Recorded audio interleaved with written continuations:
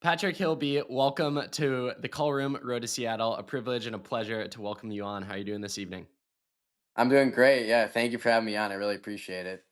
I want to talk about something we were talking about before hitting the record button, which is living in Illinois. I found out literally 2 minutes ago you live in the same city as some of my cousins. What are some of your hmm favorite parts about living in the Chicago area? Yeah, for the listeners, it's basically Chicago. Yeah, yeah. So I live about an hour west of Chicago, it's actually funny because I don't really visit Chicago a lot. I did over Christmas break once, but yeah, I think I like the area. It's a great running area for sure. I think it's one of the most underrated distance running states, especially like the Chicagoland area. There's just so much talent and just so much depth. So yeah, it's really fun living in the area. Being a sports fan here is a little tough right now. Hopefully, in about I don't know an hour or so, we can draft a good bunch of players. So yeah, but yeah, I like living in the area for sure. It's awesome. So you would have just indicated to the audience, or at least the people who follow the NFL, we're recording this on Thursday, April 25th. I don't want to turn this into a sports podcast, but I told you before Yeah. I keep it conversational, so we'll go that direction. Caleb Williams, yes or no? First pick. For the first pick, I would say yes. Really? I was a little back and forth on where they should get rid of Fields or not. Everyone loves Fields, and I loved him too. But I think it's a day and age of rookie contracts. And Justin was awesome, but he didn't do anything spectacular. But I hope he has a great career in Pittsburgh. But yeah, I think it's time to move on and see what Caleb has to offer. And yeah, I think I'm excited. I'm not even saying the moving on from Justin Fields, although I'm from Ohio, so I'm a Justin Fields fan, Ohio State Okay, connection. yeah, I yeah, just don't think Caleb Williams is the best quarterback in the draft. I don't know why that hasn't been debated more. yeah.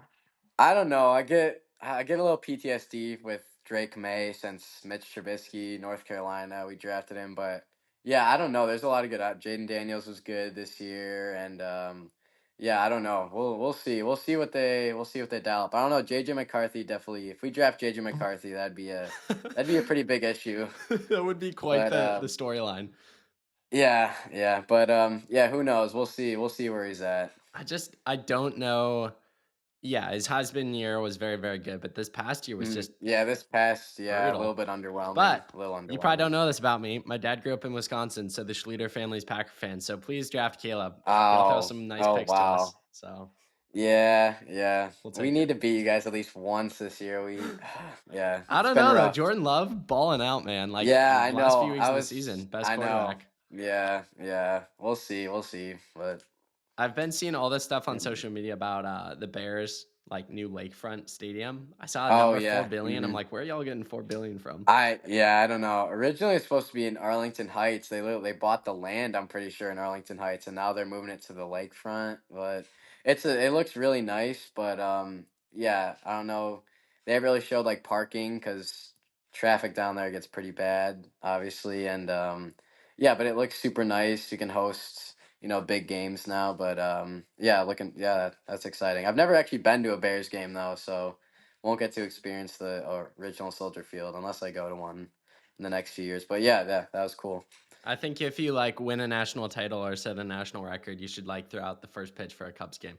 I think that makes sense to me. Yeah, yeah, no, yeah. I played baseball I think 1 year, so I think I'd probably embarrass myself out there. But yeah, I'm not even a Cubs fan. I'm a White Sox fan, Really? Are you so kidding me? that's even it's even worse. That's Yeah, even controversial. So worse. my cousins who live in Chicago are Yeah. diehard Cubs fans, and the year they won the World Series, that Thanksgiving, we would a lot of my dad's side of the family would get together for Thanksgiving, and my aunt Lisa bought me a Cubs World Series championship shirt. Okay. Naturally, as a Yeah. 10-year-old or however old I was like, I'm now a Cubs fan. I got the gear, so Yeah. I've been a Cubs fan ever Yeah. since. I get some hate for it, but yeah, this year it's gonna be rough. Yeah. How does that work? Is it like sides of Chicago are divided? My cousins have tried explaining this to me. I don't know. I don't know. I feel like majority of people at my school are Cubs fans. There's some Cardinals fans in there. My dad's a Cardinals fan, but yeah, I don't really know honestly. I think, more north side is Cubs fans. Actually, I don't know. I'm not going to speak for any of that, but Yeah, it's definitely an outlier being a Sox fan a little bit in Chicago, but it'll be good. We'll turn it around hopefully. Chicago But pizza, do you think it lives up to the hype or do you think it's overrated? yeah, I think it does. I haven't had to I like deep dish. I like the deep dish obviously, but yeah, there's some great local places for sure. So I think it does. I think it does. Have you raced in New York recently? I know that's a big argument. New York style versus Chicago style. What's your take on that if you have tried New York? No, I've never been to New York, so I've never had the chance to try, but hopefully one day obviously get out there for sure. Let's talk about a very core element to Midwest, which is the mid or excuse me. Yeah, well, I guess core element to the Midwest. As a runner, like you experience training through the winter season, which is brutal, specifically in the Chicago Mhm. area, like sub-zero temperatures a lot of the time. We'll Yeah. get into this like indoor track. This is the first year you fully dedicated your time towards it, but what's that been like in high school or growing up dedicating time to running through kind of iffy weather all throughout the year? Yeah, this is kind of the first year I've done a full winter training cycle because I played basketball these last three my freshman through junior year. I didn't play this year. I guess Allie's a little tougher than I am, but sticking it through basketball. But yeah, I think this I last year during basketball I trained a little bit. I just kind of bundle up and hat and gloves and you'll be fine. But this year with I was mostly outside, but then we had a pretty bad stretch during Christmas break, early January, where it was like dangerous to go. It was like -30 and so. Fortunately, we had there's like a aquatic center by my house that has a 200 flat track and treadmills and like weights. So there's a stretch where I was doing my like all my training there. So that was super convenient to have that there also. So that was kind of my winter training. But usually, I mean, I just kind of bundle up and go outside. I mean, you warm up once like a mile in. I think if you're safe about it. But yeah, it definitely makes you. I think it makes you tougher for sure. But yeah, I mean, run. It's not ideal, but you just got to get it done somehow. Grew up in the cold, taking your talents to the cold of Wisconsin. What's your take Yeah. on Mhm. have you thought about training through Madison, Wisconsin winters? Yeah, I actually this winter I was kind of keeping tab on, whenever what the temperature was in Madison when it was super cold here, and it's always going to be a little bit colder, I think, but yeah, they make it work. They've got good runs, good routes to do, and I think pretty much it's kind of the same thing. Like you just kind of got to bundle up and deal with it, but they get it done. So I mean, there's no excuse for me not to fit right into that for sure. So yeah, it'll be fun. It'll be fun. We've talked a little bit about your running, a little bit about basketball. Take me back in time to Patrick Hilby's athletic progression, the different sports you've done, and ultimately how it led you up to this point of fully in on running.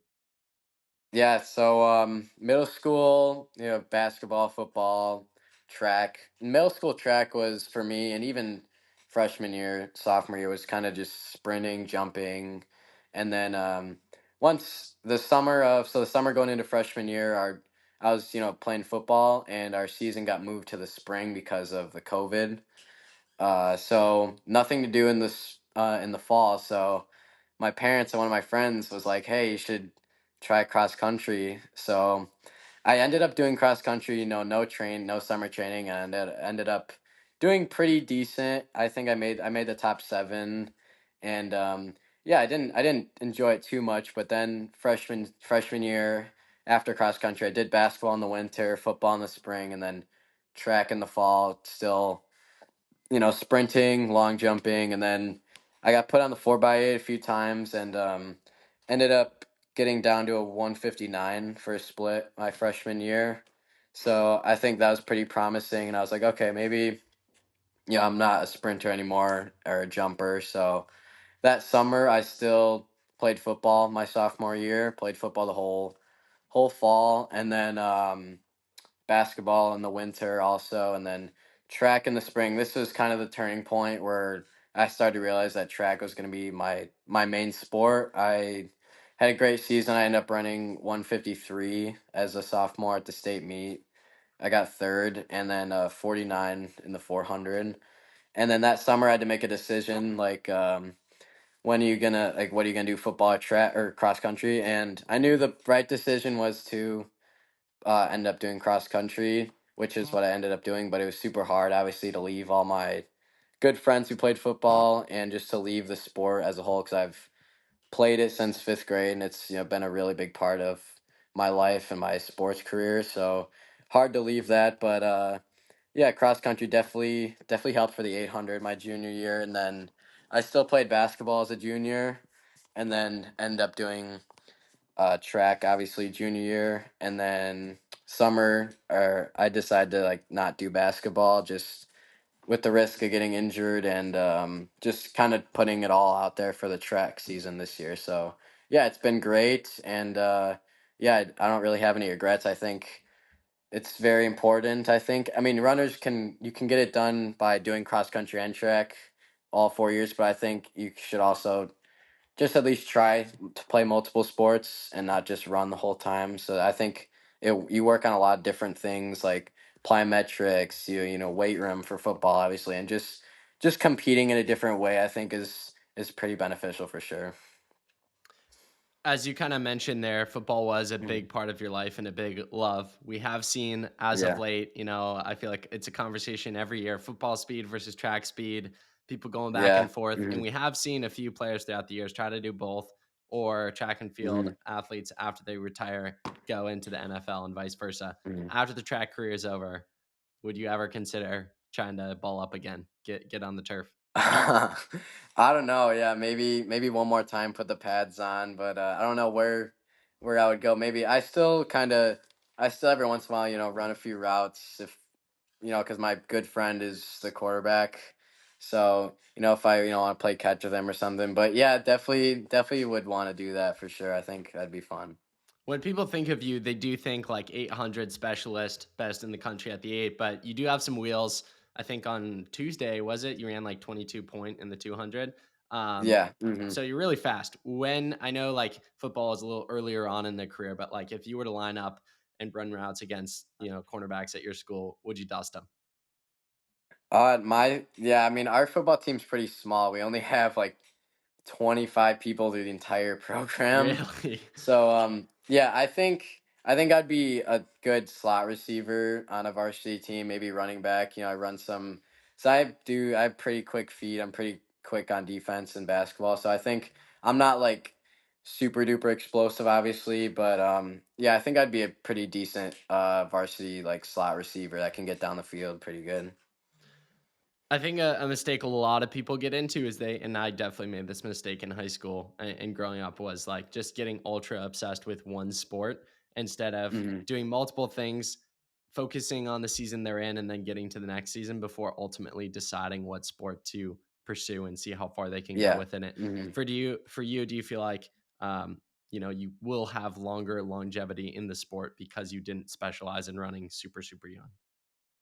Yeah, I don't know. Yeah, I think so. Be also because of that, I've really only been taking track like really seriously for like 2 or 3 years, and still my mileage is pretty low for like a middle distance, or I'm only doing like 15-ish miles a week, 15 to 20 miles a week still. So I think yeah, I think definitely for sure, but yeah, I think playing multiple sports just I didn't, my goal and like when I started playing sports is like I'm not my goal wasn't to be the best 800 runner in the country. I'm like let's play football, let's play basketball, let's have a good senior season in those. And obviously, out of nowhere, I started running these fast times. I'm like, whoa, what do I do with this? How do I handle being? Because I was not projected to be one of the best at my sport and whatever sport it was. I was just going out there, kind of competing and having fun, and not really looking for college as an option to play sports. So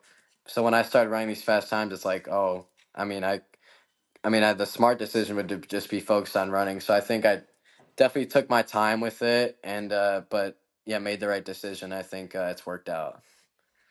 Was there a flip the switch moment for you when you realized you were starting to become that guy in track and field? I think I think sophomore year state. I mean, I got third, but I still ran a three set. I ran 153, and I was pretty happy with that. But I think I think maybe start junior year I started winning these races. I ran I think 152 mid and during April I won against a lot of the state's best competition.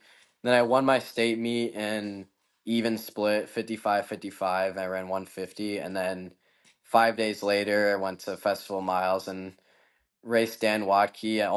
I almost beat him, but he got me at the end, and I ran 148. So I think my goal junior year is like I want to run like 151 or something like that. So when I ran 150, I was like, okay, this is already breaking my expectations. And then when I ran 148, I couldn't believe it. I asked someone like, are these like what did I actually run that? Like I asked someone after the race, and I think then I started to realize like, okay, if I really put my mind to this, I think I could be pretty good.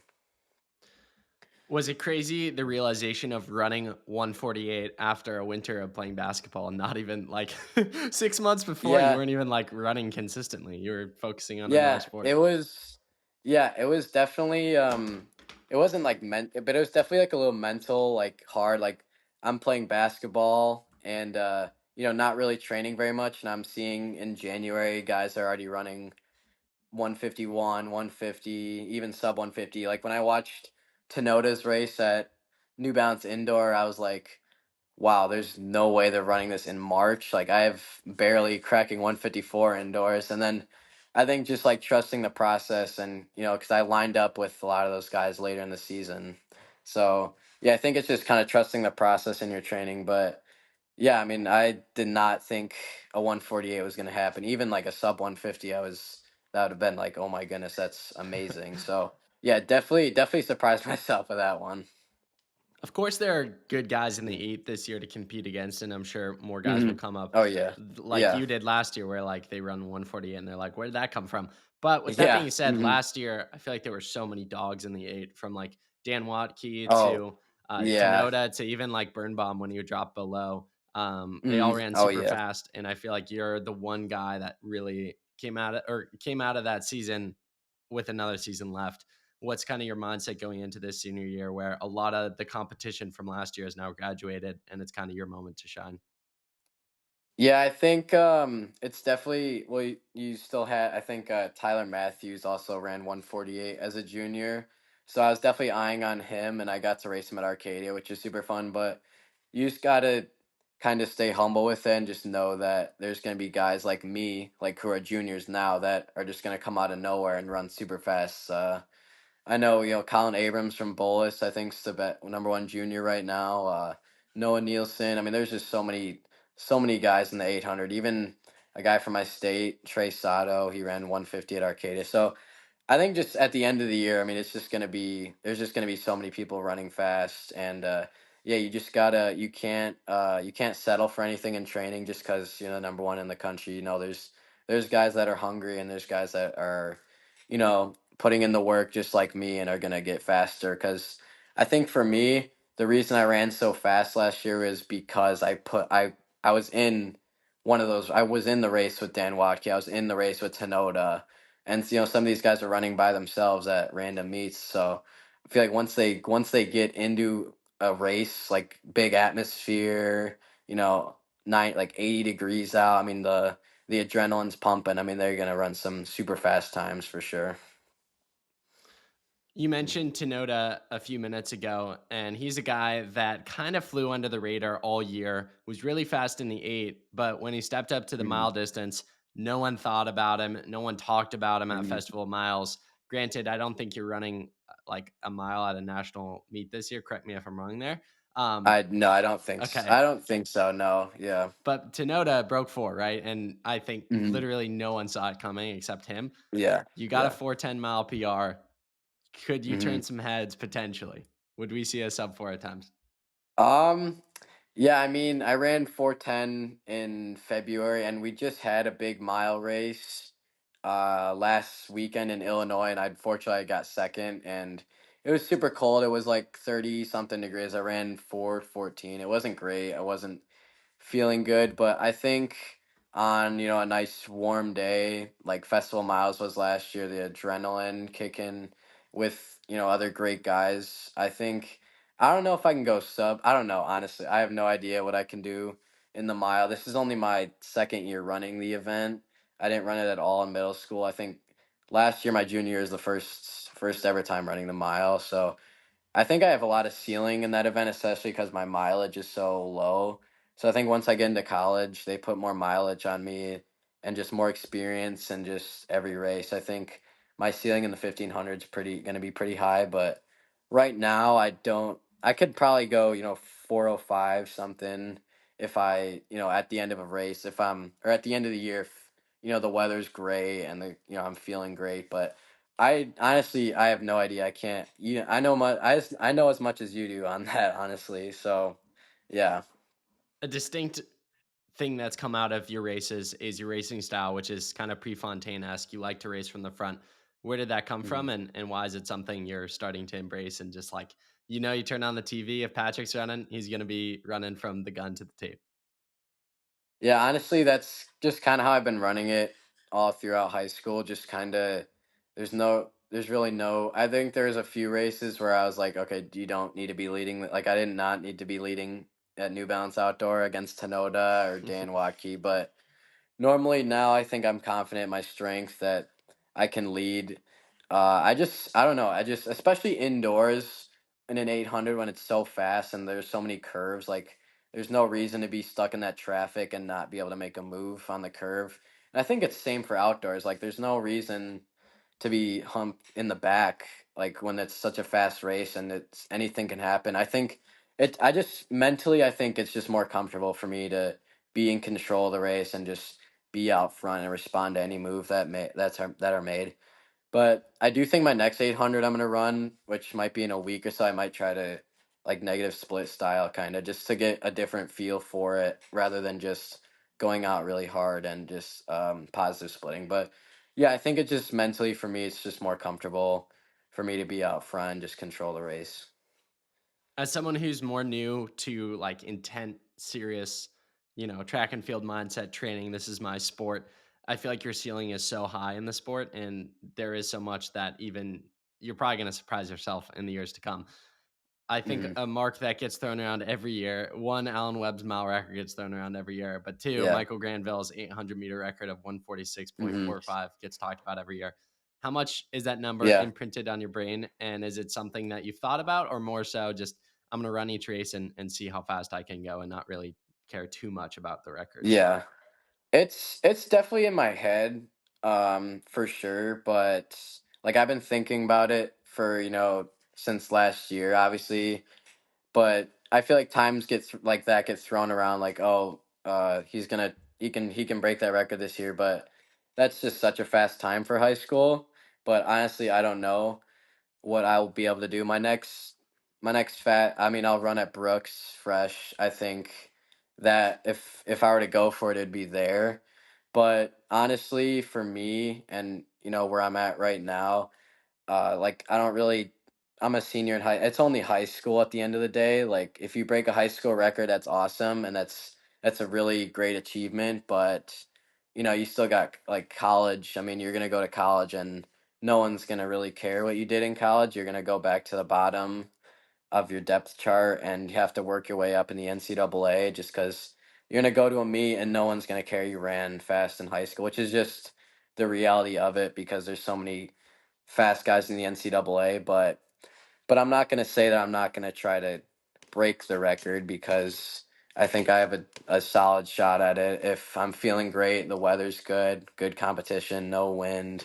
It just a lot of factors have to come together, obviously. But I mean, I would be super excited to try and go for it at Brooks. But again, at the end of the day, just trying to this season, just trying to enjoy the rest of my season with my teammates and just trying to run for my school and just enjoy. Because right now, what's on my mind is the state meet for our team. I think we can win some relays, can win some individual events, maybe even place as a team, win a trophy.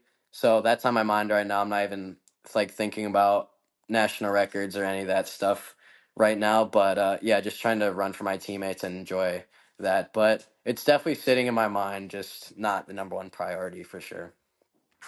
The number of Mm, 146.45, do you ever think about mm, something like that, or even like the mm, thought of like the state championship gold medal or whatever it might be? Do you ever think about those things when a rep gets really hard in a workout to push you through? Or what are any other tactics you use mm. within training, whether it's a super hard workout or like a 10-degree run where it's like, I don't want to go outside. But then Yeah. you think of the number and you're like, Granville would have done it. I got to do it. Yeah, yeah, yeah, it definitely gets thrown around like just during a hard rep, like anchoring the 4x4 for my team, and just like all the like if I'm running a workout, I'm just thinking, oh, there's hundreds of other guys that are working harder than me. I gotta really push this rep here, kind of thing. Just kind of things like that. And my coach has good, advice during workouts, kind of just working on, I just kind of work on stuff like form and even, yeah, just kind of thinking about, running for your guys and just having fun out there. And also just trying to mimic like a race, like, all right, this is the last 200 at Brooks. You got to really, or New Balance or State, like you really got to act like someone's with you and just really push to the finish. You mentioned that if you're going to go for the record, it's going to be Mm, at Brooks. What was it like getting the invite? You weren't there last year, mm. right? I was not, no. Okay. So first year being invited, a meet, an event, the 800-meter event there that has a lot of history tied towards it. What was it like getting that invite and ultimately accepting it? Yeah, it was super, super grateful getting that invite. Just to meet history, guys like Bryce Hoppel, Donovan Brazier have run there. Just so many great runners, and just to be a part of that and get the invite is just super, super grateful and super meaningful to me. Like I would have never thought I would be in this position to run at this such a great meet, and because yeah, I think I first heard about Brooks.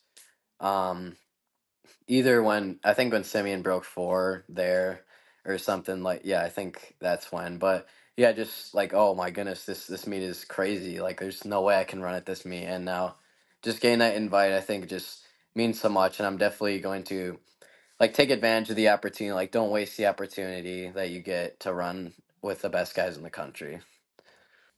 What's your perspective on a national meet like that where, we're talking about it, it is in the front of your mind, but also Hmm. as you were kind of saying, like the state meets first, there are bigger things Yeah. before it. How do you Yeah. kind of break down your season and, think about something like Brooks, but also not get too fixated on it because there is work to be done before it?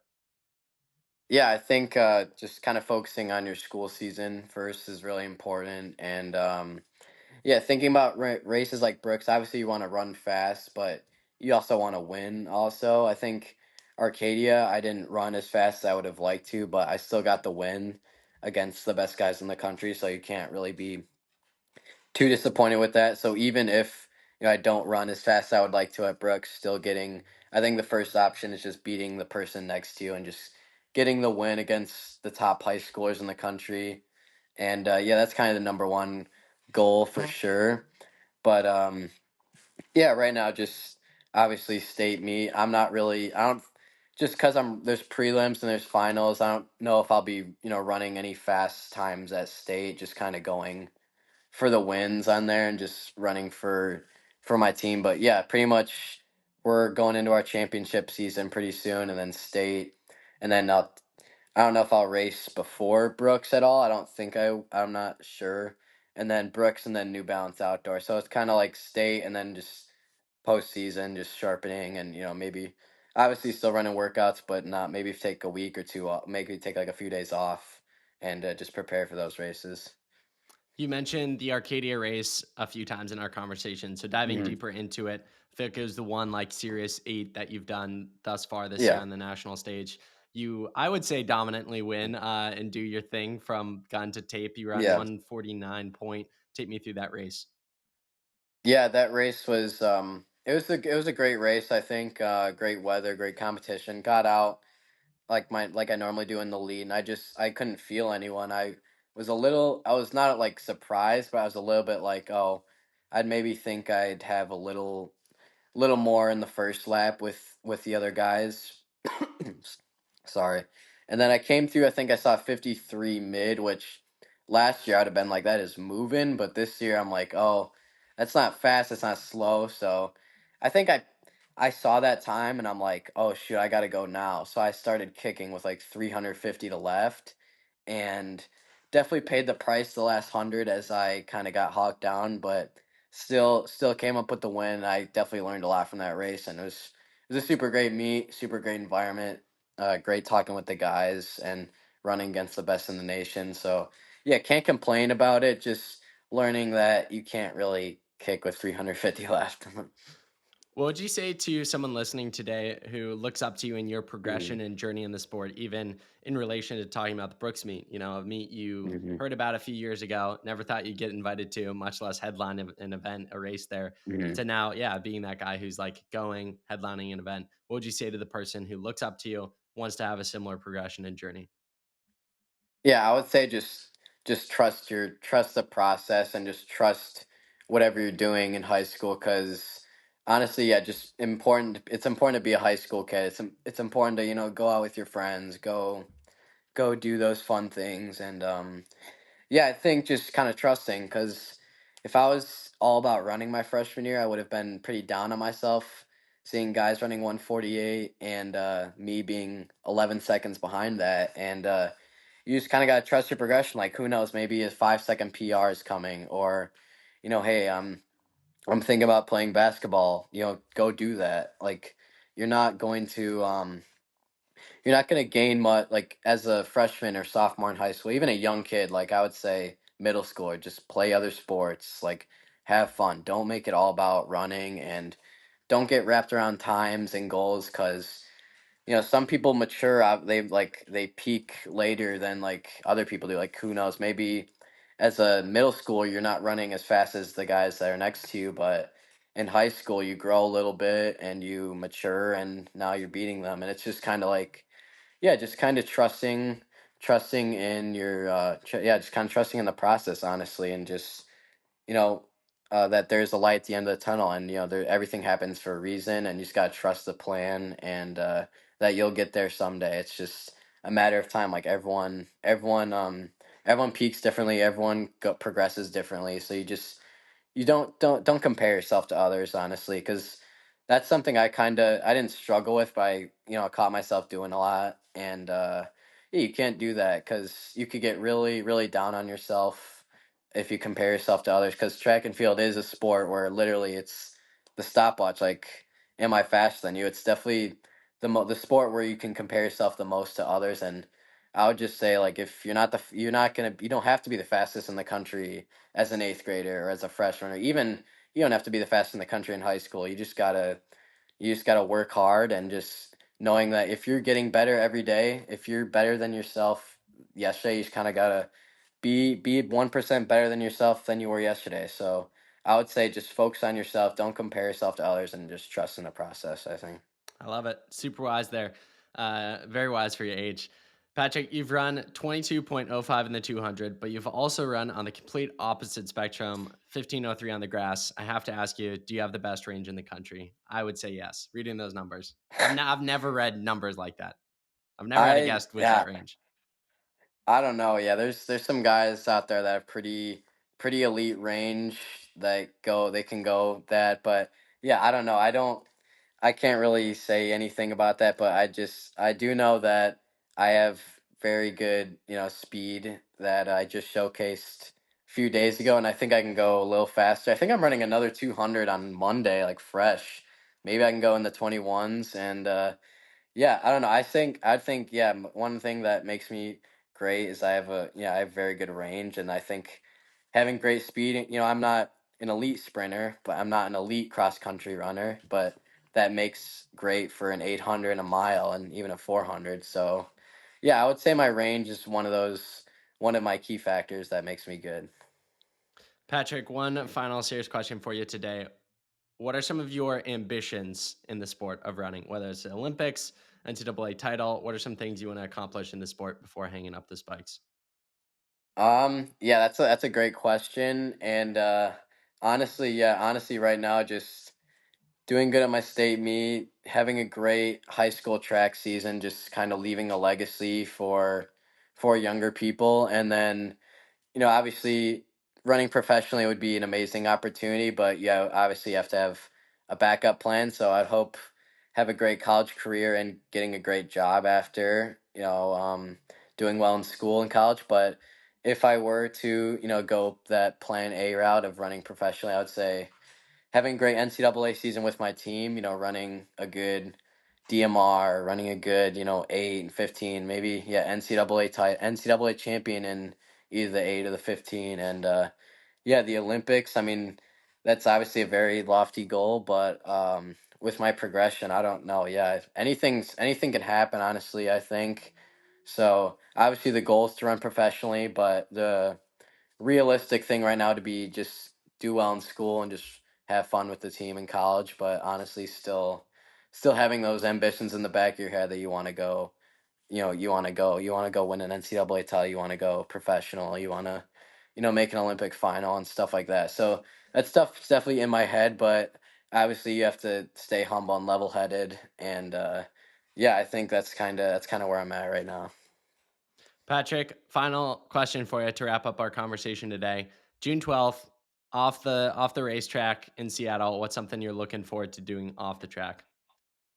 I've definitely heard about the cruise ship and how fun that is. It's So goaded. I'm looking forward to that. I'm also just looking forward to obviously I've never been up there before, just seeing the city of Seattle, and obviously honestly just meeting all the best runners in the country. I mean, just making new friends. That's also something I've loved about this sport. It's so positive, and I'm not saying that football or basketball is not positive, but I think track, I mean, I made so many friends at meets, and I've just had so much fun talking with new people, especially at these national meets, these big meets. So I think I'll meet a lot more new people at Brooks, and just hanging out with people I've already met and just spending as much time with them as I can. So yeah, I'm super excited to just make new friends and have fun on the cruise ship, eat some good food, and hopefully run fast. And yeah.